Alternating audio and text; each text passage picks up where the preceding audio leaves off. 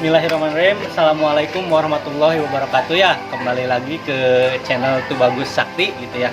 Channel yang akan membahas tentang segala sesuatu yang berhubungan dengan dunia koi. Ya, kali ini saya mau review kolam salah satu penghobi ikan koi yang ada di Kuningan. Tepatnya di jalan apa ini teh? Jalan Olecet ya. Olecet, Kecamatan Lebakwangi, Kabupaten Kuningan. Nanti kita cek lagi ke kolamnya ya. Kita masuk dulu.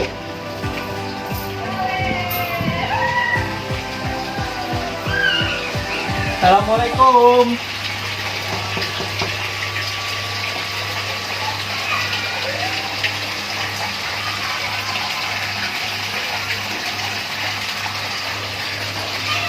Assalamualaikum. Waalaikumsalam. Sehat kan? Alhamdulillah. Nah guys ya, kita udah ketemu sama orangnya. Namanya Om Maman. Om Maman, kita dari channel Tubagus Sakti nih mau review kolam Om Maman gitu kan. Boleh. Nah ini guys kolamnya ya. Oke, kita ngobrol-ngobrol Om Maman. Santai-santai di sini ya, enak banget kolamnya depan rumah. Kecil tapi sehat ya kayaknya ya. Alhamdulillah kalau kolam sih sehat, ikan juga ya bisa dilihat lah mungkin ya dari pergerakan ikan. Ya. Gitu. Biasanya kalau ikan sakit kan dia nggak akan gerak gitu. Betul. Murung aja sama kayak manusia juga. Apalagi lagi covid gini ya, Iya. pada diem aja di rumah gitu ya. Nah, Om Maman, saya mau tanya nih, untuk ukuran kolam ini panjangnya berapa, lebarnya berapa, dan kedalamannya berapa? Ini kolam sih sebenarnya kecil ya, ukurannya sekitar 2 meter kali 2 meter 2 meter 80, 3 meter kurang. Lebarnya dari sini ke sana ini mungkin ada 2 meteran ya. 2 meter. Oh, 2 itu meter. udah termasuk chamber ya? Iya, ada termasuk chamber. Nah, ini ke sana tes sekarangnya coba ada meteran. Udah lupa sih dulu. Ini kapasitas hampir 3 ton lah ya, 3,8 lah, 4 ton kurang sedikit. Ini 170, sorry, 2 meter kurang 170. Lebar 170. Untuk kedalaman? Kedalaman sekitar 120 mungkin kayaknya sih. 1 meter 20-an ya? Kalau ditinggiin sampai gini sih meter 20, cuman kalau agak di bawahnya mungkin meter 10-an, meter 10. Keren sekali ya guys, kolamnya kecil tapi ikannya jumbo-jumbo. Ini piara dari kecil? Ya, ini anakan semua nih. Ini dari telurnya ada hampir kurang lebih setahun setengah dari Ini telur. dari telur. Nah, ini ada beberapa sih, cuman yang dari telur tuh selain yang ini yang indukannya nih. Oh, indukannya. ini indukannya ya? Nah. Kayaknya lagi gendong telur juga ya? Iya, tinggal mijah doang. Oh. Nah, ini bukan yang ini. Yang ini bukan. Terus yang bukan tuh yang kohaku. Terus sama yang susui. Nah, itu bukan yang sisanya, sama yang platinum. Sisanya anakan semua. sendiri Ikannya ya? banyak sih, hampir 35 ekor. Kolam overload banget, cuman emang udah pada dijualin. Pada keluar ya? Kemarin kita beli ya udah dijualin aja. Ini juga dijual juga? Enggak? Apa ini buat penghuni kolam aja? Itu belum ada gantinya. Belum ada gantinya ya? Tapi Kalau udah ada misalkan gantinya yang mau ya sih nggak apa-apa, yang penting harganya cocok. bisa ya guys ya. Jadi ikan ini juga kalau harganya cocok bisa dilempar gitu ya, dioper adopsi gitu ya. Sebelum mijah sih mungkin bulan minggu depan insya Allah mungkin mijah. Mau mijah lagi ya? Iya. Kebetulan itu yang paling gede berapa senti itu? Yang gede tuh yang ini toa. Itu 65 senti. itu miara dari ukuran 45 ya. Ada 2 tahun lah di 2 tahun di sini. Ya, di kolam. Mantap guys. Alhamdulillah Sehat ya. Nah, untuk apa namanya media filter atau filterisasi itu ini pakai apa aja, terus chambernya berapa gitu? Boleh dibongkar ini? boleh Apa namanya? kita bongkar aja. Chambernya ya kita bongkar aja ya, guys, biar pada yang pemula tahu gitu ya. Ini kecil sih di rumah, tapi ya di dulunya sih hancur juga kolamnya, cuman emang beberapa dimodifikasi. Jadi Oh, berarti ini kolam dulunya emang kolam lele. Oh, ini kolam lele dulunya. Kalau Dirombak lagi gitu ya? Ini dulunya cuma 30 cm. Ini juga kan ruangan ini dulunya kamar. Jadi dipindah kamar sini, jadi ini ruang tamu. Jadi kita emang sengaja ngebuat si ruangan tamu langsung ke kolam supaya gitu ya. kalau namu tuh segar gitu. Iya, betul. Air, Enak ya. yang lebih sejuk lah. Nah, dulu rombak ini habis berapa nih? Aduh, saya nggak tahu kayak dulu berapa, soalnya ya lumayan sih, ini ngecor ya dulu. Kita taruh sini. Oh, berarti ini full cor ya? Iya, ini full cor. Nah, guys, chambernya ini ada berapa, Om? Ada 4, 1, 2 nya ini. Ada 4 chamber, guys. Kita lihat media filternya apa aja ya, untuk referensi juga yang pemula gitu ya, biar kolamnya sehat, ikan juga sehat ya. Nah, untuk kolam koi sendiri, kebanyakan tuh Om, Iya. banyak yang pengen pengen bening. Intinya apa sih kolam koi itu, bening apa sehatnya Ya, sih? intinya mah sehat dulu. Sehat Kalau dulu, bening ya? itu akan ngikutin dengan sendirinya. Kalau filterisasi ini udah benar, Ya. kolam udah pasti bening. Gitu ya. Makanya yang penting, yang susah itu bikin air sehat. Air bening mah gampang, tinggal kita kasih probiotik juga bisa bening dalam 5 hari. Tapi masalahnya sehat enggaknya itu jadi pertanyaan. Nah, ini untuk filter pertama, maksudnya chamber pertama isinya apa aja nih? Nah, ini kebetulan isi chamber pertama ini di bawahnya itu gas kayak gini kita. Nah, itu Gas. di bawah, terus atasnya saya pakai jet mat 3 lapis. Nah, atasnya ini aja media Mekanisnya cuma satu ya? Cuma satu doang. Sisanya ini semua biologi. Dan terakhir ini ada UV dengan ultraviolet. Ini kan Untuk sebagai filter purifier. biologinya pakai Filter biobol ya? biologinya pakai biobol.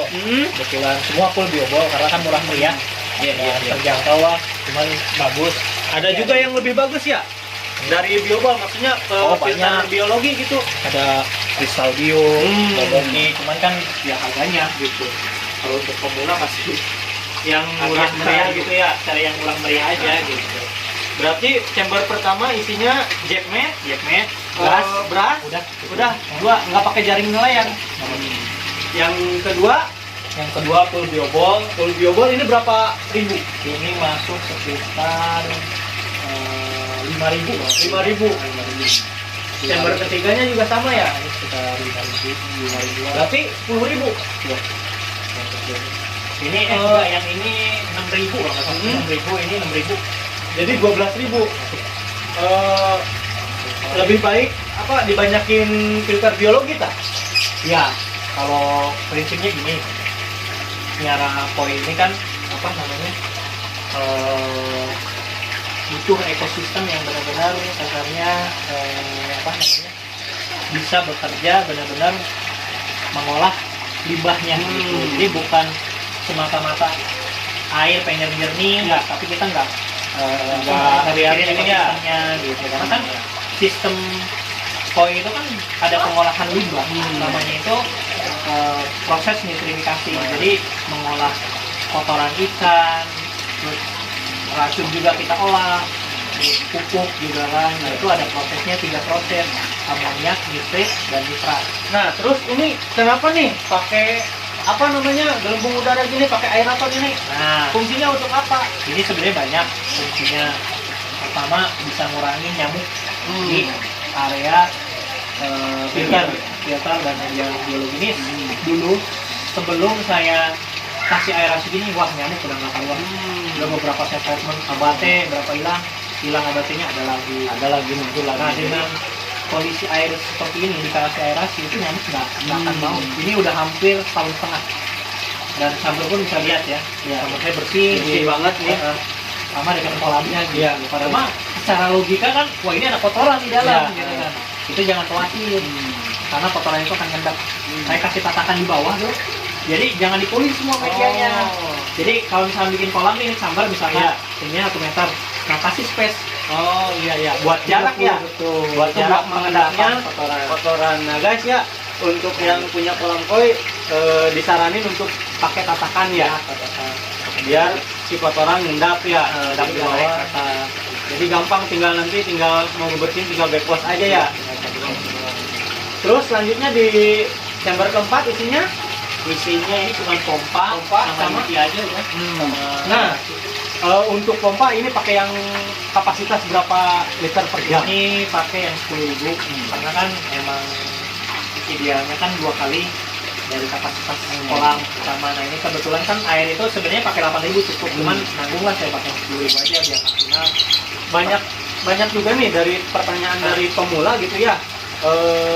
Saya suka lihat postingan di komunitas Facebook gitu ya. Ada banyak sekali orang yang memang mau belajar baru mau belajar koi gitu, nanyain kolamnya ukuran 1 meter, panjangnya 2 meter gitu.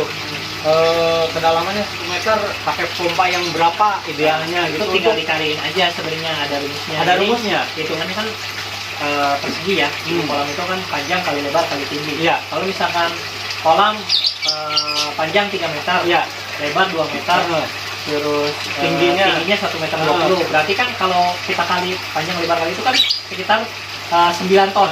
Berarti ada volume ya, volume airnya 9 ton gitu ya. Itu hitungnya gitu. Nah, itu juga banyak yang nggak paham. Tinggal dikaliin aja. Jadi panjang kali lebar kali tinggi. Nah, untuk apa namanya, untuk mengetahui volume air ya, tinggal panjang kali lebar kali tinggi ya. Untuk penggunaan pompa sendiri gitu. Misalkan tadi kapasitas air 9 ton ya, pakai pompa yang berapa gitu. Nah, dikali 2. Idealnya itu 2 kalinya dari kolam. Jadi misalkan volume air kan 9 ton, ya. Berarti kali 2, 9 kali 2 berarti 18 gitu ya. 18 ya, 18.000. Nah, idealnya pakai 18.000. Untuk penggunaan pompa sendiri lebih gede, lebih bagus gitu. Iya, pastinya lebih besar, lebih bagus karena sistem tersirkulasi dengan cepat. Oh iya, betul. Air kan dia akan mengalir cepat. Mungkin dari kotoran lebih cepat tersirkulasi, jarang ada pengendapan di bawah, di dasar, dorong sama pompa. Karena recycle-nya lebih cepat. Itu lah hitungannya. Untuk pemula ya lebih baik pakai pompa yang gede juga ya. Ya, cari yang low watt kan banyak. Ya, low watt tapi gede gitu ya. Jadi itu lebih bagus ya untuk kerja biar maksimalnya ya. Kolam juga maksimal. Mantap. Nah, ini nih bisa rimbun gini, bisa rindang begini. Tanaman apa ini? Ini namanya tanaman turjadi. Banyak seperti di Fungsinya banyak ya sebenarnya. Bukan ya, pertama untuk manusia, untuk kita sendiri, dia kan menyerap karbon dioksida, menyerap racun-racun yang memang yang jahat ya, serap sama dia.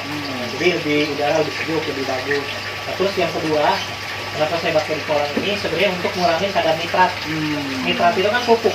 Nah, ketika pupuk berlebihan di kolam, otomatis akan menghambat juga pertumbuhan ikan. Makanya ditahan sama ini. Pupuknya ini akan diserap sama ini. Makanya kenapa tanaman bisa segede ini. Ini sebenarnya menyerap kadar pupuk, kadar nitratnya. Makanya bisa seperti ini. Tetap bisa tumbuhnya dia sampai ini. Iya. berarti ini tanaman apa namanya, daunnya gede-gede gini, ini banyak pupuknya berarti ya. Nah, gitu ya. Kalau dulu konsep saya pakai di aquaponik. Cuman karena kolam koi kan nggak bisa pakan banyak. Iya. Jadi ngeri juga dari kolam lele kalau aquaponik atau kolam gila. Kalau di kolam koi ya cukup bilang aja ya. Tadi kan kita udah bongkar-bongkar nih media filter ya, agar airnya sehat gitu. Nah, orang-orang yang khususnya yang pemula kan kadang suka pengen airnya bening dan juga sehat. Nah, cara mengetahui air bening dan sehat itu seperti apa? Apakah bisa diukur gitu? Bisa, sebenarnya ada dua ya. Kalau misalkan kasat mata kita bisa lihat dari kolam sendiri ya. Kalau misalkan air seperti ini kan udah kelihatan, dari ikan juga kan ya. Biasanya ini sehat gitu, udah ketahuan dari kasat mata kalau misalkan emang kita udah jeli gitu kan. Cuman kadang ya kita ada juga yang kelemahan yang kita nggak bisa lihat, seperti amoniak itu nggak bisa dilihat kasat mata, nitrat gitu kan. Nah itu ada alatnya untuk ngecek kadar nitrit di kolam kita tadi, gitu, amoniak tadi. Bisa dicek itu? Bisa. Punya alatnya? Ada. Kebetulan kalau saya sih lengkap ya, untuk tester gitu. Obat-obatan juga lengkap ya. Ya. Nah guys, kita akan ukur segimana sehatnya kolam ini ya airnya gitu ya. Kita akan ukur. Alatnya apa tuh? Namanya tuh banyak sih dari ya ini namanya dari Tetra. Ini untuk ngetes beberapa parameter air yang saya sih nggak beli semua, cuma Ya. ada lah yang penting-penting yang bisa dicek. Oh, jadi ini alatnya ya? Ya, itu tester kit. Ini cairan yang ya 90% ini akurat dibanding dulu saya pakai ini kalau tester, cuman ini banyak error, ini harus Ya, dikalibrasi. Saya nggak pakai ini sekarang. Ada banyak nih ya untuk tes NH3 atau ini NH4. NH3 NH4 ini amoniak. Oh, amoniak. Untuk tes amoniak. Terus untuk pH air juga ya? Ya, itu pH pH air. Terus untuk tes oksigen juga bisa ya? Lalu selanjutnya NO2. NO2 itu nitrit. Nitrit atau racun ya. Boleh kita cek nih? Boleh. Dari amoniak juga. Nah, guys ya, selain dilihat dari kasat mata untuk menentukan air sehat atau tidaknya, bisa juga melakukan pengecekan ya. Tadi kita udah cek ya, berhubung durasi jadi videonya kita potong. Nanti apa namanya, kita udah selesai pengecekan ini, kita mulai dari mana dulu Om nih? Dari amoniak aja dulu. Nah, dari amoniak ya. Tes NH3 atau NH4. Ini amoniak ya. Nah, ini amoniak ya. Tesnya menunjukkan angka di berapa Om? Itu di 0. 0 ya. Ya. Amoniak ini nggak boleh lebih dari 0 atau gimana? Nggak boleh lebih dari 0,25. Nggak boleh lebih dari angka 0,25. Itu kalau udah di ambang batas itu air harus diisi. Jadi Dari depot. kalau misalkan udah pengecekan ya ternyata hasilnya lebih dari angka 0,25, solusinya adalah backwash dan Atau dripping ya. Kalau nggak mau backwash ya di dripping aja. Dripping kenceng ya, agar airnya sehat kembali ya. Apa Biasanya namanya? paling cepat sih karena obat-obatan itu belum mampu menstabilkan Kadar amoniak ya. Jadi setelah dicek hasilnya ada di angka 0 ya, berarti sesuai dengan sesuai dengan kasat mata. kasat mata, ya. Cuman kalau amoniak ini kan emang nggak bisa ya dicek dengan kasat mata. ya. Itu Jadi harus dicek. ini ya. Betul. Ini akurat banget ya. Ya, itu apa-apa. Itu sesuai dengan air. kan Sesuai ya. dengan keadaan air ya, air bening juga, nggak keruh, nggak kuning atau butek ya. Jadi ini hasilnya masih di Itu bagus. angka 0 ya. Ini bagus banget, berarti kadar amoniaknya 0. Bukan berarti nggak ada amoniak ya, Iya. cuman Pengolahannya sistem filter ini bekerja ya. nah, jadi bekerja maksimal ini Oke. filterisasinya. Selanjutnya untuk apa ini? NO2. Ini. Apa mana? Nitrit Ini NO2 itu nitrit. itu racun. Itu racun ya. Racun itu nggak boleh di angka Sama dia di atas 0,3. Harus di bawah. harus di bawah 0,3. Ya, kuning ini nih.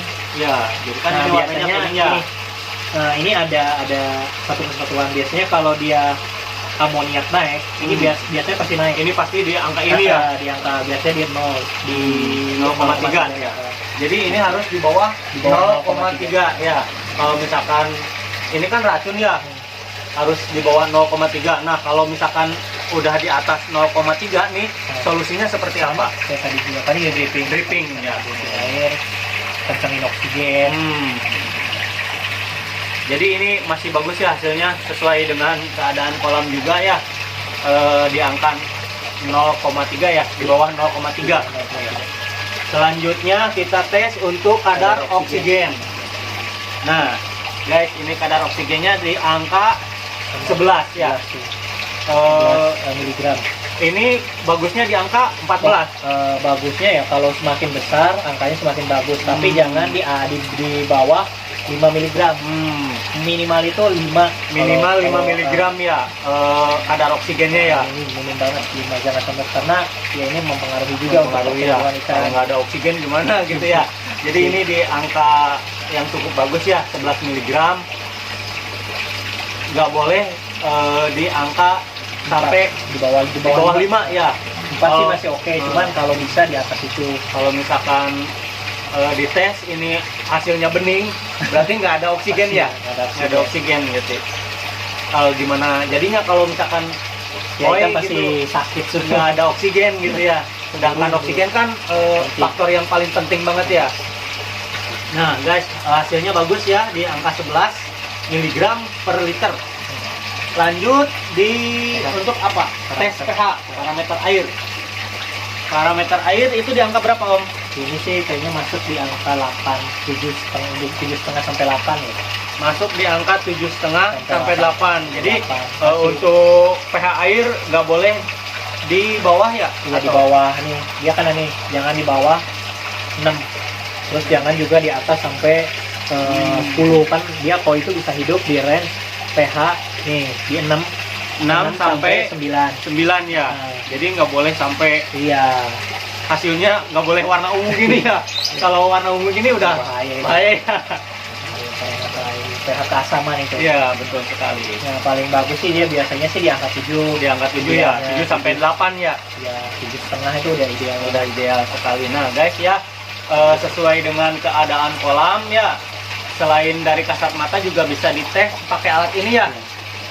Kebetulan saya juga baru lihat nih alat kayak gini nih. Belinya di mana nih? Banyak sih, kita juga kadang sediain. Oh, ada ya. Untuk yang pengen tahu gitu parameter air ya, untuk yang mau Kita ngecek juga gitu. nyediain jasa cek juga kok. Oh, Maksudnya nggak beli juga nggak apa-apa. Paling kita biasanya ada jasa cek ya gitu ya. cek Bisa nanti kita hubungi ke channel Tubagus Sakti Iya, juga boleh, bisa boleh. untuk di komen dan ya di komen lah, bisa lah. Untuk pengecekan ini nanti akan datang dokternya gitu. Nah guys ya, itu tadi ulasan saya bersama Om Maman, owner dari kolam ini ya. Sesuai dengan alat pengetes ini, kondisinya baik, sehat ya. Untuk apa namanya,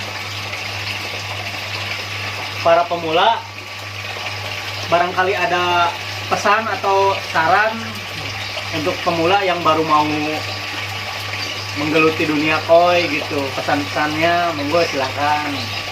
Pesan dan kesannya kalau piara koi itu emang unik ya, maksudnya tuh kita butuh ilmu juga. Jadi nggak hanya ilmu dan seni gitu, itu ada satu kesatuan kalau menurut saya pribadi, karena tanpa ilmu kita juga nggak akan bisa dengan seperti ini. Dulu juga saya belajar seperti ini karena ada ilmu ya. Kalau nggak ada ilmu mungkin nggak akan seperti ini kan. Saya dulu juga sakit segala macam karena emang saya ngedalami ilmunya. Mungkin saya juga kursus juga kebetulan kan di guru saya ngedalami sistem air, filterisasi. Nah, makanya kenapa saya bilang seperti ini, karena emang saya mengedalami gitu.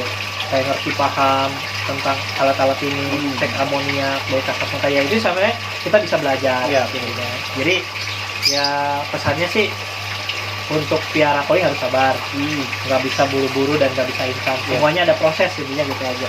Kita nikmati prosesnya, jangan terburu-buru, itu aja sih sebenarnya. Dipiara airnya ya, bukan ikannya ya. Kalau gitu. udah miara parameter air, ikan itu akan ngikutin. Akan sehat dengan Yang penting kita sendirinya ya. bikin air sehat dulu, karena dengan air sehat semua juga akan sehat. Betul.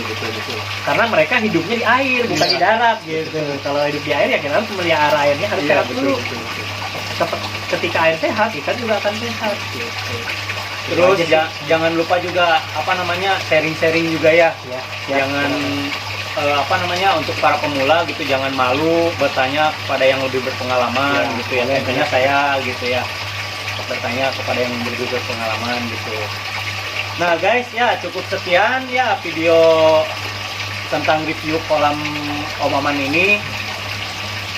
Untuk pemula gitu jangan berkecil hati, Jangan kalau berkecil hati ya. memang ada masalah Iya. silahkan bisa sharing gitu Iya, ya, tanya-tanya. sharing. Jadi jangan wah koi itu ribet ya, sebenarnya nggak ribet. Kalau udah tahu ilmu semua enak kok, gitu aja sih sebenarnya. Oke guys, terima kasih Om Maman, terima kasih sekali sama-sama. atas ilmu yang udah disampaikan ke pemula ya. Untuk pemula sendiri jangan lupa di subscribe channel Tubagus Sakti ya, channel yang akan membahas tentang segala sesuatu yang berada di dunia ikan koi. Saksikan terus liputan kita. Terima kasih dan sampai jumpa.